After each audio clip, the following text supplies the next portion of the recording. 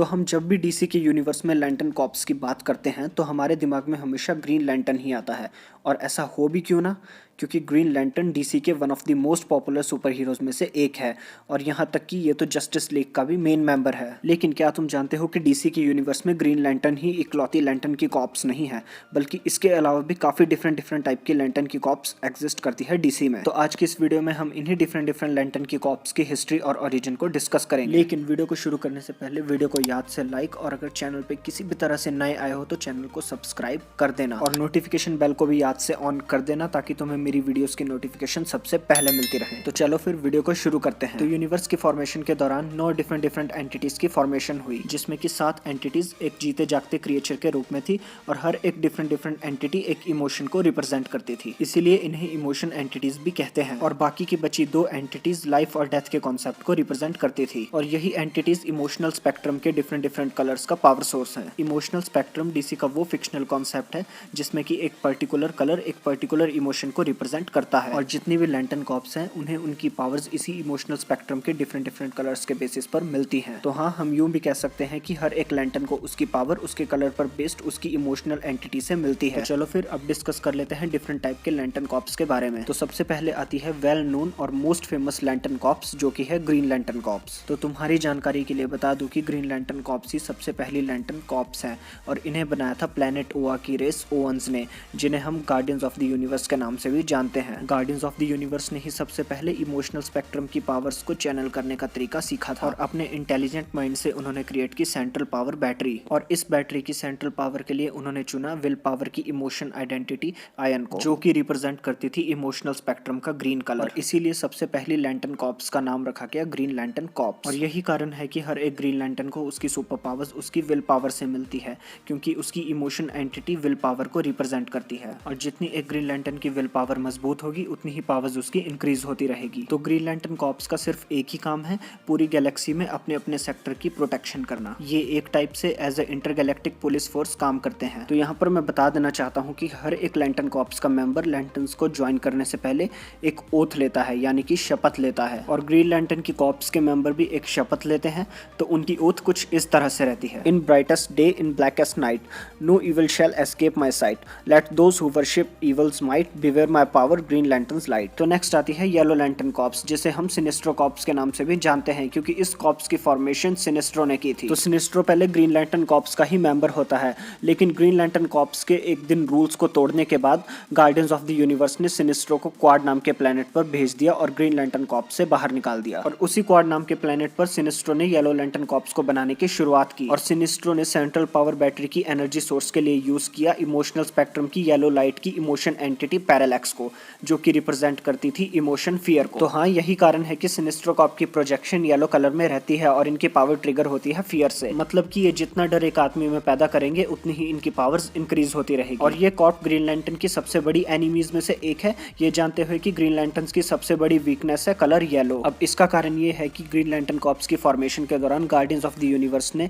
Universe में peace maintain करने के लिए फियर की इमोशन एंटिटी पैरालैक्स को ग्रीन लैंटर्न कॉर्प्स की सेंट्रल पावर बैटरी में कैद कर दिया था, जिससे कि सेंट्रल पावर बैटरी में इंप्योरिटी आ गई थी और वो इंप्योरिटी थी कलर येलो, जो कि बाद में ग्रीन लैंटर्न कॉर्प्स की वीकनेस बनकर रह गई। और यही कारण है कि किसी भी ग्रीन लैंटर्न की पावर कलर येलो पर काम नहीं करती है। तो जैसा कि मैंने पहले भी बताया कि yellow lantern corps green lantern corps की सबसे बड़ी एनिमीज में से एक है, तो इनका एक ही काम है पूरे यूनिवर्स में डिस्ट्रक्शन फैलाना, opposite to green lantern corps. तो येलो लैंटर्न कॉर्प्स के मेंबर भी अपनी कॉर्प्स को ज्वाइन करने से पहले एक ओथ लेते हैं और वो ओथ कुछ इस तरह रहती है: इन blackest day in brightest night beware your fears made into light, late those who try to stop what's right burn like his power सिनिस्ट्रोज might. तो नेक्स्ट अब बात कर लेते हैं रेड लैंटर्न कॉर्प्स की। तो रेड लैंटर्न कॉर्प्स भी green lantern corps की सबसे बड़ी एनिमीज में से एक है और ये कभी कभार एज अ एंटी हीरो भी काम करते हैं। तो रेड लैंटर्न कॉर्प्स की शुरुआत की थी एट्रोसिटस ने, जब उसका खुद का प्लेनेट सेक्टर 666 डिस्ट्रॉय कर दिया गया था गार्डियंस ऑफ द यूनिवर्स के माल फंक्शन रोबोट्स मैनहंटर्स के द्वारा। और अपने प्लेनेट की इसी डिस्ट्रक्शन के कारण गुस्से से भरे एट्रोसिटस ने प्लेनेट यसमोर्ट में रेड लैंटर्न कॉर्प्स की शुरुआत शुरुआत की और अपने सेंट्रल पावर बैटरी की एनर्जी सोर्स के लिए एट्रोसिटस ने रेज की ही इमोशन एंटिटी द बूचर को चूज किया, जो कि इमोशनल स्पेक्ट्रम में रेड कलर को रिप्रेजेंट करती थी। और यही कारण है कि रेड लैंटर्न कॉर्प्स के हर मेंबर की प्रोजेक्शन रेड कलर की होती है और इनकी पावर रेज से इंक्रीज होती है, मतलब कि इन्हें जितना गुस्सा आएगा उतनी ही इनकी पावर इंक्रीज होती रहेगी। और जब भी कोई मेंबर रेड लैंटर्न कॉर्प्स को ज्वाइन करता है तो उसका blood fire type liquid plasma में चेंज कर दिया जाता है, जिससे कि वो उस फायर वाले लिक्विड प्लाज्मा को अपने मुंह से दूसरे लैंटर्न्स पर शूट भी कर सकता है। और साथ में उस लैंटर्न का हार्ट भी निकाल दिया जाता है, इसीलिए उन्हें मारना भी थोड़ा सा मुश्किल हो जाता है। तो बाकी लैंटर्न कॉर्प्स की तरह ही रेड लैंटर्न कॉर्प्स की भी ओथ रहती है, जो कि है with blood and rage of crimson red ripped from a corpse so freshly dead together with our hellish hate we will burn you all, this is your fate. तो next अब बात कर लेते हैं ऑरेंज लैंटर्न कॉर्प्स की, जिसमें कि सिर्फ एक ही मेंबर है जिसका नाम है लार्फलीजा। तो लार्फलीजा हार्नेस करता है इमोशन एंटिटी ऑफिडियन की पावर्स को, जो कि इमोशनल स्पेक्ट्रम में ऑरेंज कलर को रिप्रेजेंट करती है, जो कि है ग्रीड का कलर। और यही वो कारण है कि लार्फलीजा ही इकलौता मेंबर है ऑरेंज लैंटर्न कॉर्प्स का, क्योंकि अपने ग्रीड यानी लालच के चलते वो अपनी रिंग की पावर्स को किसी के साथ भी शेयर नहीं करना चाहता। लेकिन ये अकेला होकर भी अकेला नहीं है, क्योंकि ये जितने भी बींग्स को अपनी पावर से मारता है उन्हें अपने कंस्ट्रक्ट के थ्रू फिर से बना सकता है। इसकी यही पावर इसे one of the dangerous lantern में से एक बनाती है। और ये अकेला ही ओकारा प्लेनेट पर रहता है, क्योंकि इसे डर है कि कोई इसकी रिंग की पावर्स को चुरा ना ले, इसीलिए ये अकेला रहना ही प्रेफर करता है। और लार्फलीजा का यही ग्रीड इसे इसकी पावर्स के काबिल बनाता है, क्योंकि ऑरेंज लैंटर्न कॉर्प्स की पावर ही ग्रीड से ट्रिगर होती है। इसकी ओथ मेरी सबसे फेवरेट ओथ्स में से एक है, जो कि इस तरह से है, what's mine is mine and mine and mine and mine and mine and mine not yours. साला माइन माइन करके सारा माइंड घूम गया। तो नेक्स्ट अब बात कर लेते हैं ब्लू लैंटर्न कॉर्प्स की, जिन्हें क्रिएट किया था गैंथेट और साइड ने प्लैनेट ओडिम पे। तो गैंथेट और side farmer guardians of the universe के ही मेंबर होते हैं, लेकिन उन्हें बाद में निकाल दिया जाता है, क्योंकि वो ब्लैकेस्ट नाइट की प्रोफेसी में बिलीव करते थे। और इनकी इमोशन एंटिटी है अडारा, जो कि होप को रिप्रेजेंट करती है, और इमोशनल स्पेक्ट्रम में ये ब्लू कलर को रिप्रेजेंट करती है। यही कारण है कि सभी ब्लू लैंटर्न कॉर्प्स के मेंबर की प्रोजेक्शन ब्लू कलर की होती है। और ब्लू लैंटर्न की पावर को ट्रिगर करने के लिए ग्रीन लैंटर्न की पावर का होना बहुत जरूरी है, क्योंकि बिना विल पावर के होप एकदम बेकार है। इसीलिए ये blue lantern Corp green lantern corps की एलाइज में से एक है। और इनकी ओथ कुछ इस तरह रहती है, इन fearful day in raising night with strong hearts full our souls ignite we all seems lost in the war of light look to the stars for hope Burns bright. तो नेक्स्ट अब बात कर लेते हैं इंडिगो लैंटर्न कॉर्प्स की, या यूं कहें इंडिगो ट्राइब की। तो इंडिगो ट्राइब को क्रिएट किया था रिटायर्ड ग्रीन लैंटर्न अबिन सुर ने प्लैनेट नोक पर। तो इंडिगो ट्राइब की इमोशन एंटिटी है प्रोसिलाइट, जो कि इमोशन कंपैशन को रिप्रेजेंट करती है, और इमोशनल स्पेक्ट्रम में ये कलर इंडिगो को रिप्रेजेंट करती है। यही कारण है कि इंडिगो ट्राइब के हर मेंबर की कंस्ट्रक्ट इंडिगो कलर की होती है, और ये अपनी पावर से किसी भी बीइंग को कंपैशन फील करवा सकते हैं। कंपैशन बोले तो ये किसी भी बीइंग को उसके किए का पछतावा और उसे दया का एहसास करवा सकते हैं। और ये बाकी लैंटर्न कॉर्प्स से थोड़े से डिफरेंट है, क्योंकि ये पावर रिंग्स के बजाय पावर स्टाफ्स का इस्तेमाल करते हैं, और उन पावर स्टाफ्स की हेल्प से ये टेलीपोर्टेशन भी कर सकते हैं। और इनकी ओथ इनकी ही अपनी लैंग्वेज में लिखी हुई है, मेरे तो ये कुछ भी पल्ले में नहीं पड़ी, तुम इसे अपनी स्क्रीन पर चेक कर सकते हो। तो नेक्स्ट अब बात कर लेते हैं वायलेट लैंटर्न कॉर्प्स यानी कि स्टार सफायर की। तो स्टार सफायर कॉर्प्स को बनाया था ज़ैमरन प्लैनेट की रेस ज़ैमरन्स ने।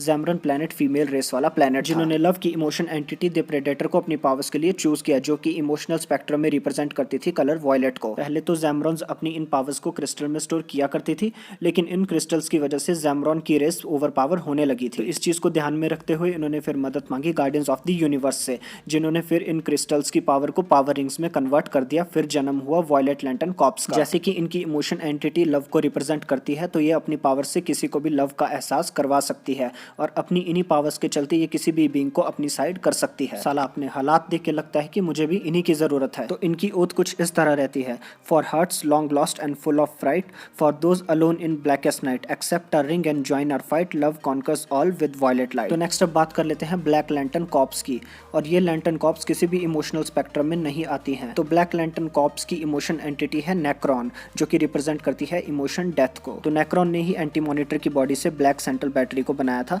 जिससे कि बाद में ब्लैक लैंटर्न कॉर्प्स की फॉर्मेशन हुई थी। और ये सबसे डेडली कॉर्प्स में से एक है, क्योंकि इस कॉर्प्स के मेंबर में कोई भी इमोशंस नहीं होते हैं, और इस कॉर्प में सिर्फ वही बीइंग और सुपर हीरोज होते हैं जो ऑलरेडी मर चुके होते हैं। इसीलिए इस कॉर्प के हर मेंबर को ज़ॉम्बी की फॉर्म में रिजरेक्ट किया जाता है, और बाद में जाकर वो बनता है ब्लैक लैंटर्न। और इस कॉर्प का हर मेंबर अपने लिविंग टाइम की पावर्स को भी कॉपी कर सकता है। फॉर एग्जाम्पल, अगर सुपरमैन की डेथ हो जाती है और उसे रिजरेक्ट किया जाता है एज ब्लैक लैंटर्न, तो वो अपनी सुपरमैन की पावर्स के साथ साथ ब्लैक लैंटर्न की पावर्स को भी यूज कर सकता है। इसलिए black lantern corps one of the dangerous and most powerful corps में से एक है। तो लास्ट अब आती है white lantern corps. Opposite to black lantern corps, इनकी पावर का सोर्स है लाइफ, और इनकी इमोशन एंटिटी है एंटिटी नाम की एक एंशिएंट बीइंग, जो कि रिस्पॉन्सिबल है पूरे डीसी यूनिवर्स में लाइफ के लिए। और व्हाइट लैंटर्न कॉर्प्स की शुरुआत तब हुई थी जब हैल जॉर्डन ने खुद को एंटिटी से मिला लिया था ब्लैक लैंटर्न कॉर्प्स को खत्म करने के लिए। और व्हाइट लैंटर्न कॉर्प्स का मेंबर व्हाइट लाइट की कंस्ट्रक्ट को क्रिएट करता है और लाइफ की सबसे पहली और सबसे पावरफुल लाइट होने की वजह से एक white lantern corps emotional spectre के किसी भी कलर को क्रिएट कर सकता है। और व्हाइट लैंटर्न रिंग्स को बाकी लैंटर्न की रिंग्स की तरह चार्ज करने की जरूरत नहीं है, ये ऑटोमेटिकली ही चार्ज हो जाती है। इसीलिए व्हाइट लैंटर्न कॉर्प्स बाकी सभी लैंटर्न कॉर्प्स में से सबसे पावरफुल है। तो बस यार यही थे सभी टाइप्स के लैंटर्न कॉर्प्स डीसी के यूनिवर्स में।